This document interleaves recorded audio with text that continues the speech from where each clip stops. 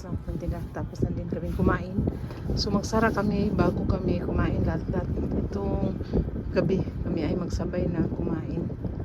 So close kami talaga. So medyo naka-pulpak na tayo. Nakapag-grocery na tayo matinda. So yung ating noodles canton ay nakahilera na. Tsaka yung mga sardines natin, corned beef. Tsaka dito na part yung mga dilata lahat yan.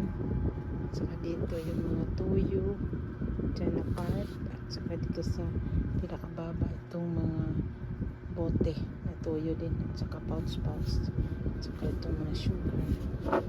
Ito yung sugar. Nakaano tayo na tatlong sako. Nakapag-repack na tayo. Dyan. Yung inumi. So medyo hindi makita doon sa medyo gabi. Ito na napailawan. Ito na part. Ito yung itlog. Ito. Full pack na tayo mga tinda. So yung Milo kanina dumating yung Nestle. Nakabayad tayo ng 13,000. Dito. Ito yung junk foods. Dito ang ating mga sa Sabado may release ko naman tayo. Marami ng kulang-kulang. Itong feeds. Dito lang. Yung bitchin. So bitchin mga pinda. Kasama ito yung crispy fry. So nakabayad din tayo ng 3,105 itong marketing adventures. So may dumating na rin na cowbell na condense lang ang kukunin ko. So may kanon na rin.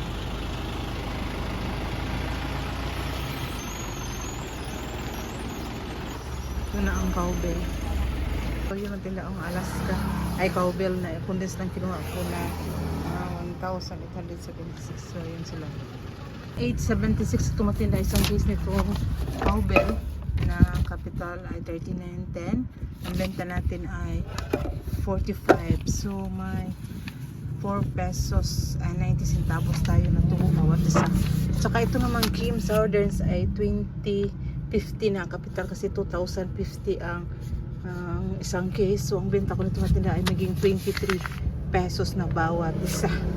Matinda itong mga Zonrox na mga lalaki at saka itong regular size na color safe. Saka yan sa ilalim ay mga bading mga paninda. Yun na yung mga Zonrox ko na 1 liter na ang color safe. Ang 1 liter ay 900 ml na 79 pesos at saka ito namang pang puti na regular na Zonrox ang 1 liter ay 49. So dito na side ng color safe ko nito na ganito kalaki yung 450 ml ay 48 tsaka ito naman ay 48. Ito ay 20 na ang benta ko nito. So yun at saka sa ilalim pa itong katol na king ma isang case na ang case ay 1,060. So nagtubo siya ng 60 pesos dati ay 1,000. So 23 ang boxes ang benta ko niyan at saka dalawa 5 pesos. At saka dumating din mga Nestle product. Kumuha lang ako ng 2 case na Nescafe stick at saka 4 ang yung Berber. Naka-promo yung Berber na yan 4 na case. So may na tayong stocks na 5 boxes na naka at saka itong mga quick chow at saka chicken na Lucky Me at saka canton. Saka may blanket ako doon sa gilid. So yun mga tinda, ang ginagawa ko na dyan, nag-restock ako para kung hindi na palaging dumadating itong mga ahente dahil sa mahal ng krudo. So sa isang buwan, isang beses na lang sila pumunta dito yung ibang ahente. Ang iba 15 days, yung iba every week, pero kadalasan ay 15 days at saka isang buwan na sila pupunta dito dahil sa krudo na napakamahal daw. So order muna bago nila i-deliver. So tayo, para hindi tayo maubusan ng stock, sayang mga tinda. So tayo ay nag-order ng mga medyo marami-rami mga tinda. So yung mga itlog natin every Martes naman yan. So wala tayong problema. Sa itong ribis ko, every week din sila minsan hindi ako kumukuha kung may mga stock sa o kasama yan ang mga Milo na 300 grams at saka 150 grams at saka itong Bear Brand na 15 na piraso yung kuha ko na 300 grams at saka yung ano yung grams na yung malalaki. Ang 300 grams ang benta ko sa Bear Brand ay 120 at saka itong Milo na 150 grams 55, ang 300 ay 105. So yun ang ginagawa kong tinda para hindi tayo maubusan ng stocks kasi mas medyo mura ang sa mga ahente. Bigas mong katinda na medyo nagbaba na masyado itong kuha ko at saka itong kara. So medyo sad lang mga katinda kaya nakastock ako ng itong Mr. Chow na medyo mahal pa sa pagbili ko nung sagsaga ng ng gera doon sa sa ibang bansa ng tinda. So yung kuha ko pinaubos ko muna tatlong sako na lang. So yan ang bili ko niyan ay 1.4 pa.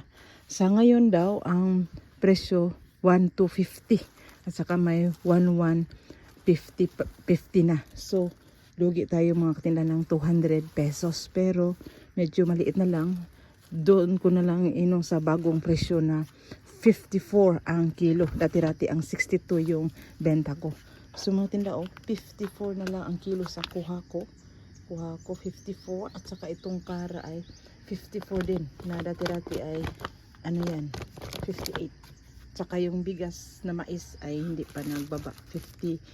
So maging 56 na yan kasi dati-rati 2,000 ang sako. Ngayon ay 1,880 na. So yun ang delikado sa yung biglang tumaas ang presyo ng bigas na biglang bumaba din. So mahirapan tayong mag-adjust. So yun, ganun talaga ang negosyo mga tinda. Hindi palagi tayo ay may mga oras o araw din na taon na medyo lugi-lugi tayo ng konti. So tuloy lang tayo mga tinda. Makabawi din tayo sa ilang oras o buwan o taon. So yun lang muna aking masishare mga tinda. Naging maingat tayo sa ating mga presyo. Positive lang tayo, bawal ang higa. Bye-bye!